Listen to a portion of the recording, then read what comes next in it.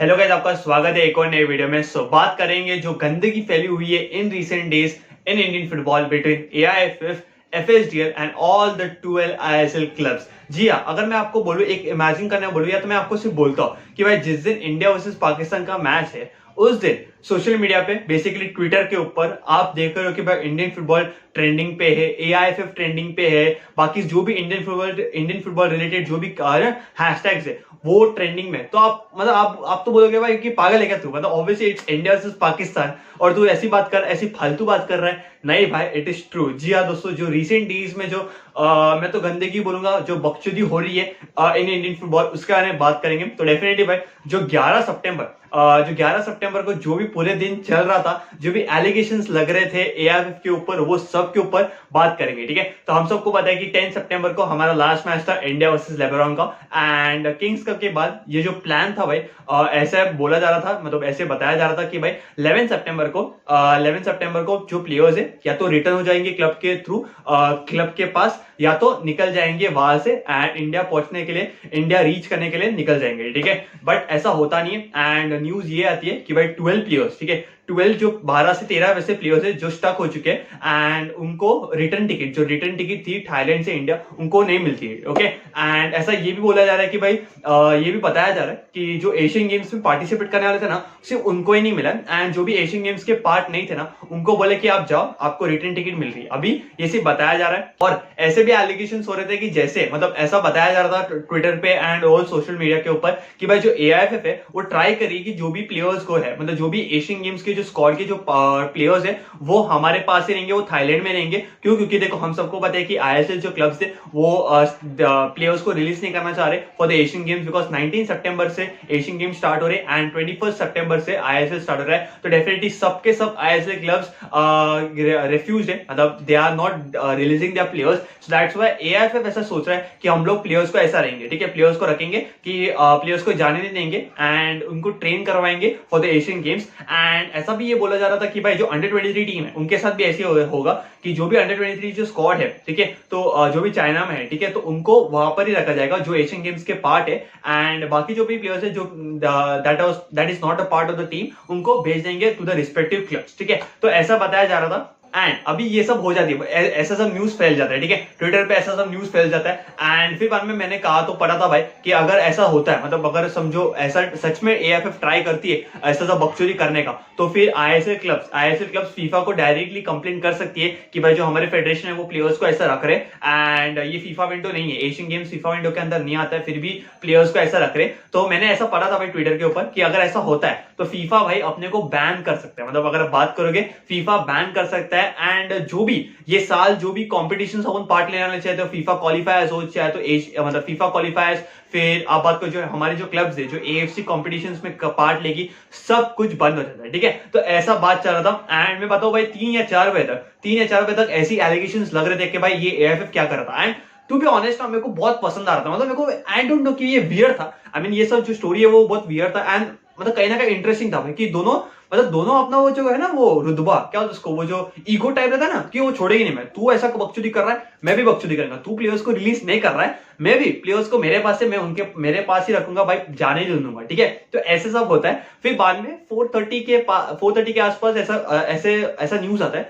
And हमारे जो general secretary Sajid Prabhakar ji, उन्होंने बोला कि जो भी एलिगेशंस लग रहे हैं, ठीक है, ये जो भी एलिगेशंस लग रहे हैं वो सब गलत है एंड अकॉर्डिंग टू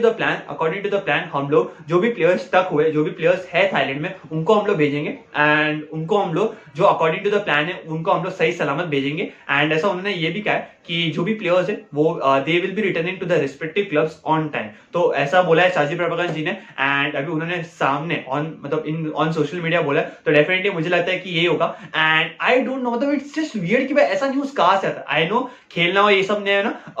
सब ने रिपोर्ट किया था, बट ऐसा सब, मतलब देखो यार यहाँ पर मेरे को एक डाउट आता है, ठीक है, एक डाउट आता है कि ये लोग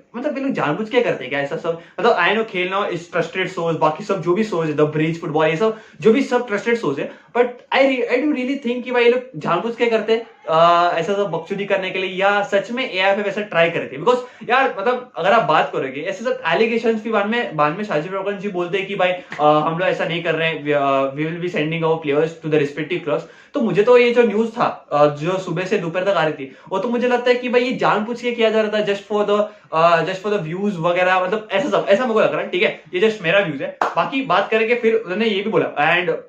ये सब जो भी हुआ ना, उसके कारण एक इमरजेंसी मीटिंग बुलाई गई थी एआईएफएफ कमेटी मेंबर्स के साथ, एंड वहां पे ये लोग डिस्कशन कर रहे थे कि भाई जो प्लेयर्स है, मतलब आईएसएल क्लब्स तो रेडी नहीं है, एफएसजीएल रेडी नहीं है कि भाई प्लेयर्स को रिलीज करने के लिए। तो ये डिसाइड हुआ, ये डिसाइड या तो बोल सकते कि एक सोच रहे थे जो कमेटी मेंबर्स है, वो सोच रहे थे कि भाई हम लोग क्या करेंगे कि जो दूसरी स्ट्रिंग टीम रहेगी, दूसरी टीम्स भेजने की कोशिश करेंगे, and with a different coach. मतलब आप बात करें जो स्क्वाड अनाउंस हुआ है एशियन गेम्स के लिए, उसको नहीं भेजेंगे, उसके अलावा दूसरी टीम को भेजेंगे विद द डिफरेंट कोच। मतलब I mean this is so